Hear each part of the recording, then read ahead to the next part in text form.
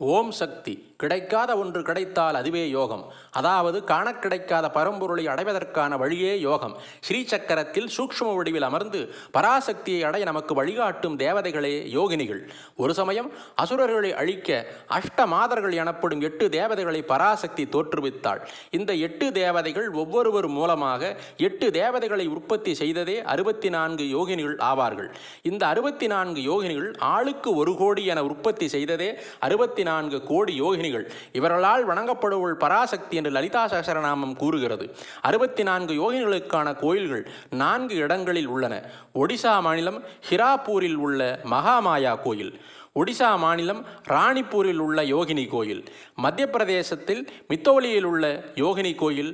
இக்கோயிலின் வடிவிலேயே பாராளுமன்றம் கட்டப்பட்டுள்ளது.